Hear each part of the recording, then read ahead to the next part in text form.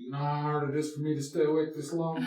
Okay, here we go. Midnight. Welcome. I'm gonna put a note in here now before we get started, since we still have problems with it. If you are online and you comment, please make sure your comment stays. Like, scroll back through the chat and make sure your comment is there. If we don't have any proof that you are here, we can't justify, making sure you are here. So make sure your comment stays there. Obviously, you guys in the room sign the roster. So before you guys log out or before the video ends, make sure your comment is still there. And if it's not, make sure you comment again. Make sure it is there. Okay. So today we are going to do rollover awareness and prevention video. This is a video made by the FMCSA. Oh, can't do that yet. Hold on just a second.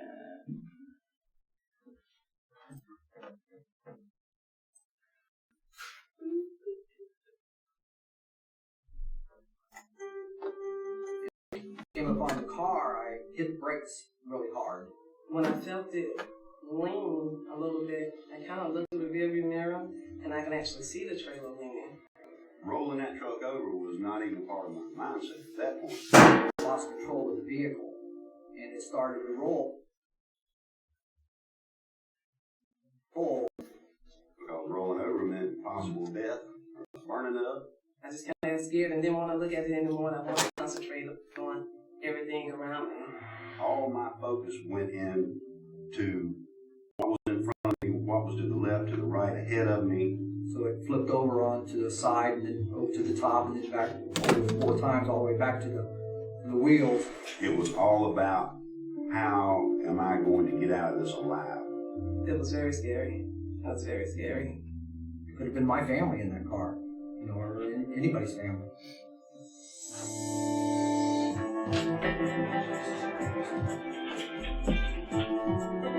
So, what causes a rollover?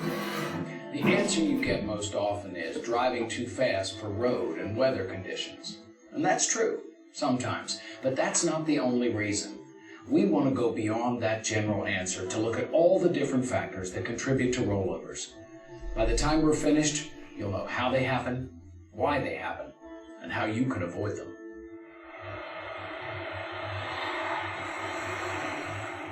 Rollovers can happen anywhere. You probably think most tank truck rollovers happen at exit and entrance ramps. The driver misjudges the curve and takes it too fast. But no, rollovers actually happen more often on straight roadways. Why? Damn deer. Traffic. Shifting of the load. I drove a baggage chase. My cell phone fell off the dash on the Alright, so when you're on a straight road though, what are you doing differently than when the road is changing constantly? Well, you're not supposed to be doing anything different, but most people are doing tunnel vision. Tunnel vision, right. You're getting complacent, you're just driving. Why do you think that is? It's probably because you're more focused on the road when you approach that exit or entrance ramp. Not so much on the straight roads. So our job here is to help you maintain that focus on all roadways. To do that, we'll look at several issues that affect the potential for a rollover. They include vehicle design and performance, load effects, highway factors, and driver factors. Let's start with the design and performance of cargo tank trailers. The first thing you need to know is the impact of a high center of gravity. Everything has a center of gravity. It's the place where an object is balanced in all directions. Anything with a high center of gravity relative to its width is less stable. And cargo tank units have a high center of gravity. That means the unit will lean when it enters a turn. How much it leans depends on the vehicle's speed, the sharpness and banking of the turn, and the unit's center of gravity. So the truck starts to lean, and what happens? Its center of gravity shifts towards the outside of the curve. When it does that, the liquid in the tank moves sideways. We call that sloshing. If this happens too suddenly and too strongly, it can roll the vehicle. If you hit the brakes suddenly, the liquid will surge forward. That can also cause you problems. What's the key word here? Suddenly. If you do things more slowly, you reduce the risk of problems. Anytime you speed up, you're subject to mess up.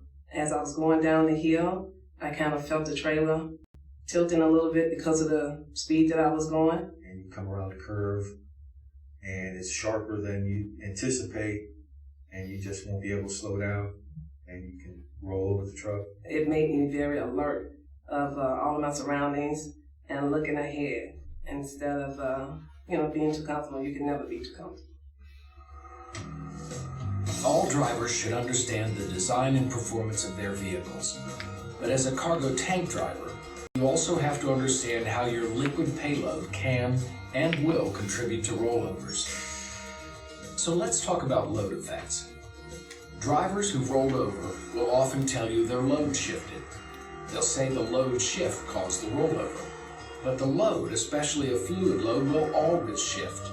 It's responding to the way you, as the driver, are handling the trailer's movements.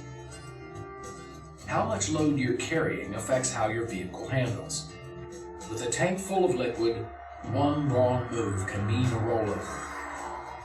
The most important thing you can do to keep the vehicle and the load under control is manage your speed. Manage your speed to adapt to driving conditions. When the road and the weather call for it, slow down. As difficult as it can be to drive a full tank of liquid, partial loads are even more challenging because there's more room for the liquid to move. Over 94% of rollovers occur in trucks with a partial load. Liquid slosh and surge are a big factor in those rollovers. Slosh and surge are caused by speed, by turning radius, by sudden braking or taking off, by sudden maneuvers, and by load distribution. You have to pay particular attention anytime you're hauling liquid as to how much you're hauling, how high it is, what the level is in your tank. If you hit the brakes suddenly, that product is going to move forward. And when it does, and it hits that bulkhead at the end of the trailer, all that weight now is thrown forward at you. It just makes it harder to stop. Surges also occur in a tanker following a sudden maneuver. This could be something like sudden braking to avoid an obstacle, trying to get back on the road after you drift off the pavement, moving the tractor too quickly for conditions, or shifting or missing a shift on a turn. And if you're not careful and you just kind of release your foot off the brake for a moment, at that wrong moment, you could throw it into an intersection. And you don't want that. We should also take a look at several vehicle maintenance issues. Things like poor brake performance, a damaged suspension, underinflated tires, and load dynamics. What prevents these from being problems? Pre-trip. Proper pre-trip. Proper maintenance. And maintenance, yes, but they should be caught in a pre-trip. Could all contribute to a rollover. You could eliminate some of them with an adequate pre-trip inspection. If you have any questions about your vehicle, tell someone in maintenance or at dispatch. Don't leave with a vehicle that you aren't confident will perform safely. I mean, it takes just a few extra minutes to check all these things, and it can be your life if you don't. Now let's look at potential highway factors.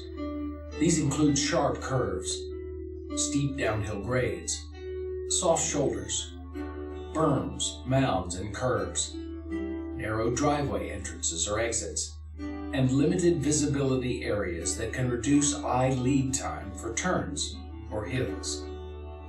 It's important to survey and identify high-risk sections of regularly traveled routes. If at all possible, survey routes to unfamiliar destinations in advance to identify and avoid high-risk areas, and proceed cautiously until you know and are comfortable with the route. Remember, you're the professional on the roads you travel. If there's a road design condition that makes you feel uneasy, report it to your company. Changes in dispatch or additional warning signs at locations like that could help prevent rollovers. Apparently, You see he's this never been sign? to the oil field, has he? This information is not for you. It's for passenger cars traveling in good weather. Fleet safety experts say that when you enter this curve, you should drop your speed at least 10 miles per hour below what you see here. We all know that long downhill grades can lead to excessive speed. So, are your brakes properly adjusted?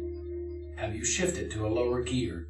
The only acceptable time to deal with downhill grades is before you start down them. Don't rely on the feel to estimate your speed. Remember that the larger the vehicle, the slower the driver thinks it's moving. So always check your speedometer before you enter curves, ramps, or downhill grades. And remember, newer trucks don't have the same engine retarding as older models. Be sure to set your jake brake properly. Be aware of the shoulder conditions on any roadway. Dropping off onto a soft shoulder may cause the outside wheels to sink and trip the whole unit on its side. Driving through somebody's Tripping car. happens a lot on entrance or exit ramps that have a saw that too. I'm like, When you're traveling a little too fast, That the ranch tanker is wheels will dead. track inside of the tractor wheels. So even though the tractor takes the turn just fine, the trailer tires may swing in a little closer. They'll hit the curb and trip the unit. A good rule of thumb is to allow about 3 to 4 feet of clearance between the tractor's tires and the curb. That way, the trailer tires should be clear of the curb, even if off-tracking occurs. An improper recovery can lead to a reverse tripping condition. Let's say you go off the roadway and you try to bring the tractor back onto the roadway too quickly and at too fast a speed. This could trip the unit when the tires hit the shoulder berm or the pavement on the return. Wide intersections may cause you to be too confident when you're turning. Always gear down and slow down before the turn. Generally, you're taught to square the turn at slow speeds to reduce the impact of off-tracking. But loads with a high center of gravity have to be driven differently through intersection turns. You should round the turn to make sure the trailer doesn't have a sudden change in direction. happened to button hooking. Cutting short on a turn is one of the most common errors.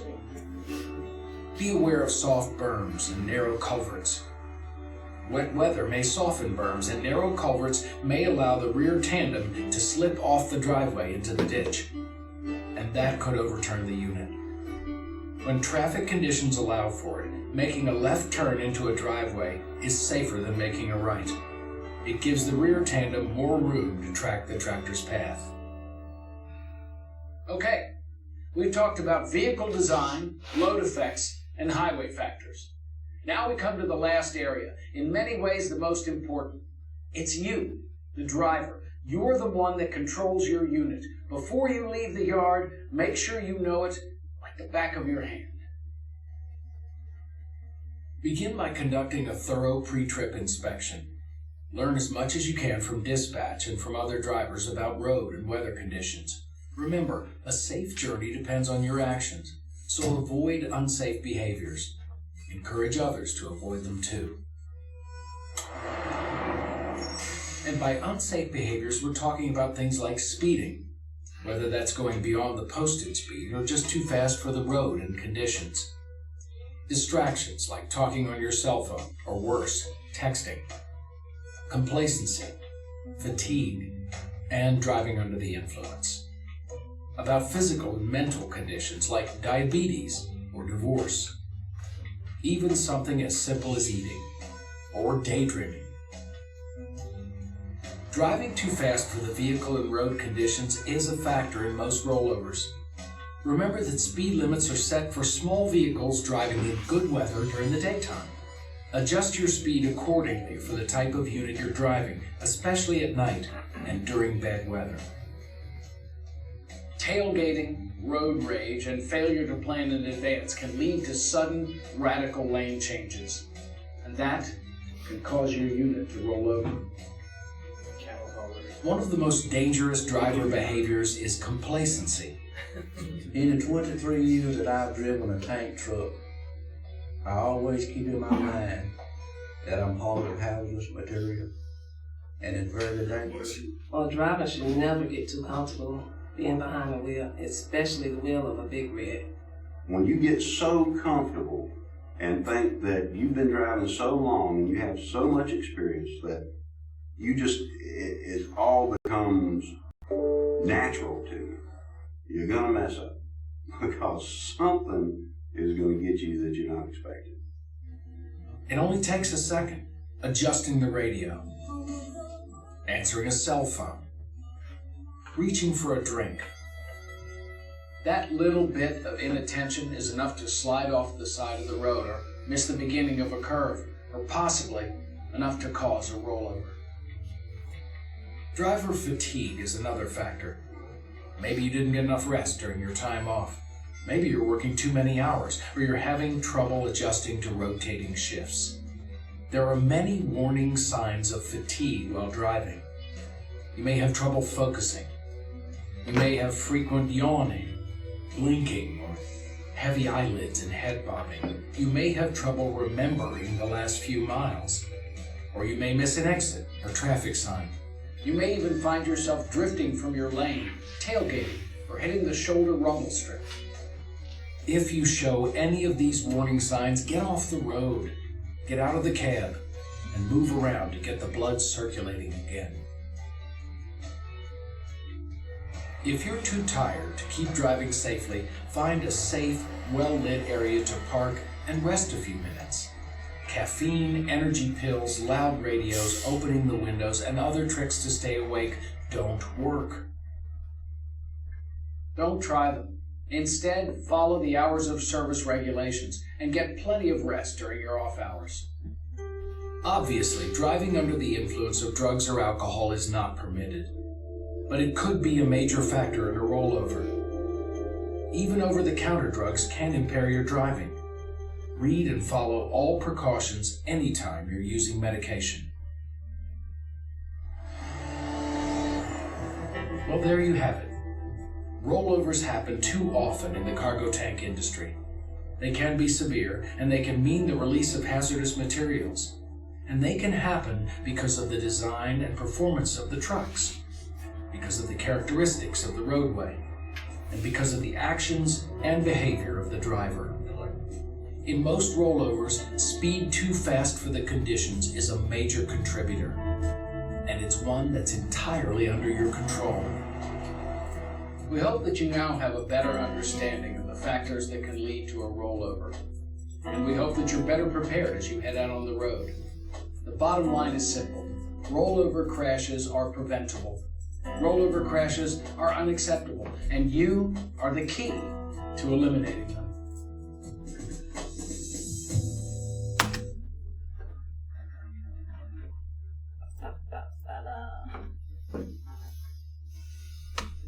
Okay. Questions? This might look familiar to those of you that just went through onboarding, but what do you do if your wheels go off the pavement? Go off the road, follow it. Good! So that's kind of the difference between the people I onboard usually say, go back on the road. But yeah, that's alright if you're going at a slow enough speed that it won't cause it, jerking back onto the road or anything like that. But yeah, if you're going off the road, follow it, ride it out. I always tell you guys it's a lot easier to fix a couple fence posts than it is to fix a rollover tanker. So you go off the road, find a flat spot, slow down, ride it out. What do you do if wildlife runs out in front of you? Hammer down. Backstrap. Yeah, again, don't swerve, don't slam on the brakes. Slow down, square it off. Your truck will be fine. Again, a lot easier to fix maybe a dent in your bumper than a rolled over truck. Root causes of rollovers, they kind of touched on it in the video, but throw some more out. Speed, low. Speed. What? Road conditions. Visibility. Alertness, so complacency. Distracted driving. You guys online? I think you're water haulers. Okay. What do you do to decrease the risk of having a rollover? Slow down, be alert. Good. Good Pretrip. Good. I don't know if you guys online heard that. Slow down, be alert, proper pre-trips. Those are good Call in answers. sick. That's the way to avoid one right there. Number one answer.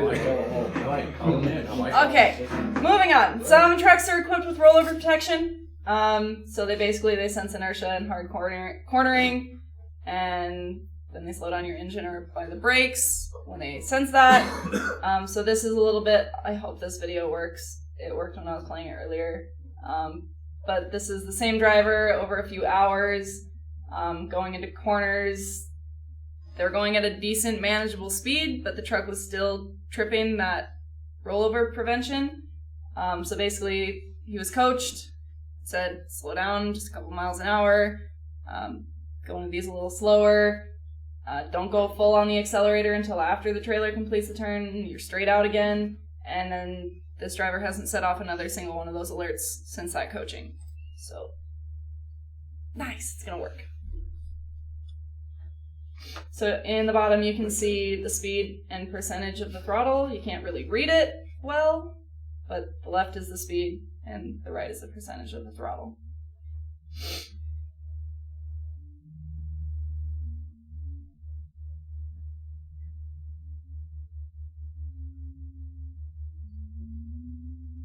So he's going in about 17 to that curve.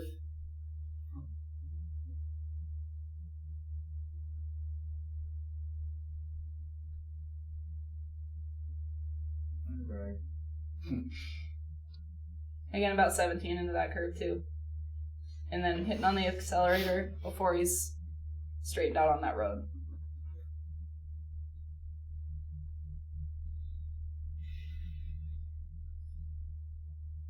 So this one's about 20 miles an hour.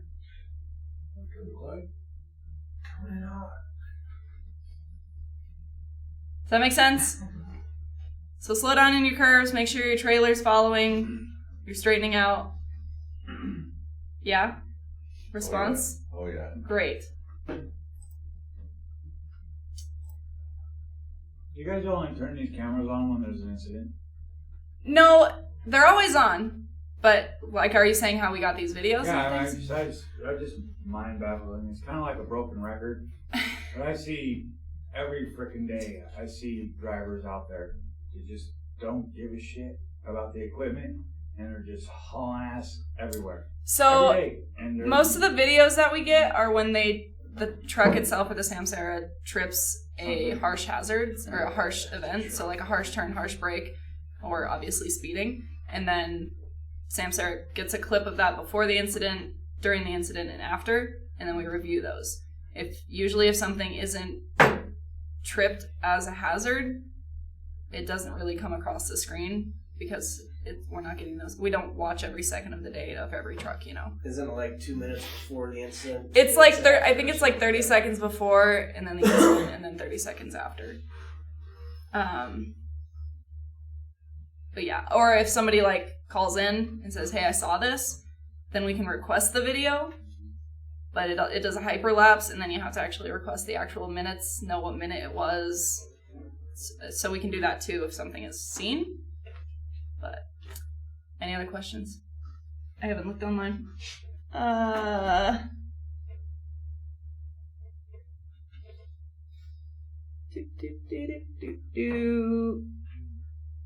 You can speed. You are governed at 65, but still going downhill, you can still go over 65 with the truck just because they're governed. You can't accelerate past that, but it still accelerates going downhill on its own. Does that make sense? Yeah, I guess we hear what you're saying. Okay. Okay, so that's it for rollover prevention. Again, our January safety topic, these two kind of go hand in hand. Re-energize your goal 0, your pledge to goal 0, so 0 incidents, 0 accidents, 0 spills. Your pledge towards that, obviously a rollover is an incident, so focusing on what you're doing, paying attention to your driving. When you're driving is your number one priority. All else is secondary. So, for you guys personally, what does goal 0 mean to you? I want answers. Stay alive. Stay alive. That's a good one. Go home, family. Go home to family. Keep your job. Come back to work the other next day. Come back to work. Keep your job. Customers. Customers. Good. I keep waiting for the lottery. Make sure Brett makes it home on time. He's on lottery. That's goal 0. Win I lottery. can't hear you, Logan. Make sure Brett makes it home on time, that way he's not out there digging around with spill. True. So, I'll go with that. Yeah, it's not just you. I say this a lot too. It's not just you, but you guys' every action, every decision you make doesn't only affect you. It affects your coworkers, the people working next to you, their kids, their family, every decision you make out there. It's not just on you. So you taking cuts, shortcuts, cutting corners, every decision you make to do that isn't going to just affect you. So maybe we should start saying that in front of all the employees from every division in this company. I agree. That too. Which is why you're supposed to be on these meetings. So, but yeah, I say it quite a bit, especially I really try and hammer it down to the new people. That's who I have the most interaction with, and you guys that come to these videos or, meetings, which we have a pretty steady group. Appreciate that. Is everything good? Okay. So again, you guys pretty much hit it on the head. Go home to your families, goal 0. What that means, you can go home to your families, you keep your jobs, we make our customers happy. Like we've mentioned, every incident we have affects our safety rating to other companies. So like I said last week when we were doing this video, specifically on goal 0, if a company needs something done and we have way too many incidents, too high of a safety rating, we're not going to be the company they call. They're going to call somebody else, which means you guys aren't working. Cool. Get one load a day. Yeah. Just another reminder on how incidents work. Should be pretty... Who do you call first? Dispatch. Dispatch is your first call. Immediately report it to dispatch. Dispatch is going to notify the supervisors and safety. Texts and calls to supervisors and safety do not constitute reporting. The reporting process starts with dispatch. They put it in the electronic system. It goes out to the rest of the people. You have to make sure you get it to dispatch. Injuries are going to be assessed and addressed by safety. If it's going to be on a workers' comp case, HR is also going to assist in that once it's submitted to workers' comp. And then once it's submitted, y'all, as the employee, must also communicate with HR about doctor visits, changes in treatment, anything like that. That needs to be communicated. Light duty requests will be assigned by HR and management on workers' comp cases, with restrictions and duties available that we have. Off-duty injuries, those do still need to be reported to HR if any restrictions are given by a doctor. So if you have something happen at home and you can't work, HR needs to know. If you are injured off duty, no light duty work will be allowed for non-work related injuries. You have to provide HR with a doctor's note, paperwork showing what restrictions you have, and you still have to continue updating HR with your doctor's notes, any findings, any updates on that. Short-term disability, HR is going to assist on that, and again, you have to notify HR to get that started. That's not a safety function. Short-term disability is not a safety. It's HR. Any questions? Grand. All right. What's wrong with this first picture? Chains hanging on the road. Looks like a good chain hanger. Yeah, one. Well, Awesome. Hey, what the hell of an idea. I can tell you what's going to happen next time I see that. Tell us. What? Automatic write-up. What's wrong with it? That's a load line. I know. No. That's not a load line. rewind. It's your imagination. I never use Yeah. that sign anyway. That is a tubular-shaped chain holder. I'm looking Okay. at it. With a hook. Okay, belly lines, That just manifolding happened too. on your trailers should never be used as chain racks. Yeah. Okay. Highway Patrol has been pulling over trucks at like a record pace. They have a bunch of new people that they're training how to do it. They're not all ours, but they are pulling over a lot, and they're really focusing on tanked vehicles. So if you're getting pulled over, make sure you're hauling legal. If we have to pull up Super Trooper Harvey's all legal video, we will. And then obviously any DOT violations you have on there, make sure you're having those notified and make sure you're getting them fixed. I kind of touched on the safety meeting expectations a little earlier, but just a reminder, make sure, again, your name is on the online thing before we exit off the video. If your name is not on there, you don't get credit because we cannot prove that you're watching this video. There has to be documentation of it. Y'all, again, in this room are signing it. It's all the way over here, so. Yes, it's still mandatory for you to come to these, number one. Number two, you have to come once a week in order to get your safety bonuses. It looks like it's mandatory for them to show up. It's getting pretty sad. Get a safety bone. Okay, you gotta be here. Number one. Number two, you guys know we have them every week. You have to be here every week. I don't care if you come to them in person here in this room, if you're watching online, or you come to the 6 a.m. one on Thursday, or the 1 p.m. one on Thursday, or you watch it on a makeup on the link on YouTube. You have a bazillion different ways to get these done and get all the information that we're giving you guys, so there should be no reason that you're not coming to these. Does anybody else have any questions on expectations for coming to these? Because it seems to be a problem lately. Online? Thanks, Frank. He's always got something good to say. Alright. Oh, yes. And Bobby Latmer did great on his inspection today. So. They're still giving $100 for a good... Yep, if you get a clean inspection, you get $100. So make sure your trucks are good. Bring in the paperwork. I need a bridge next a lot week. of times, we get one. a lot of times, if you have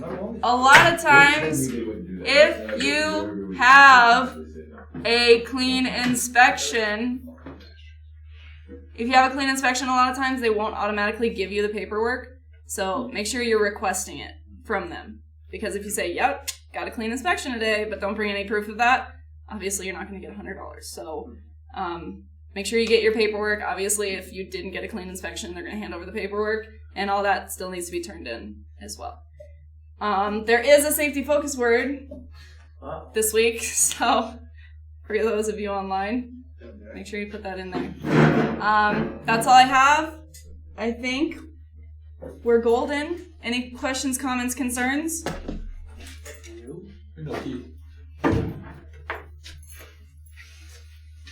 Wonderful. Thank you all.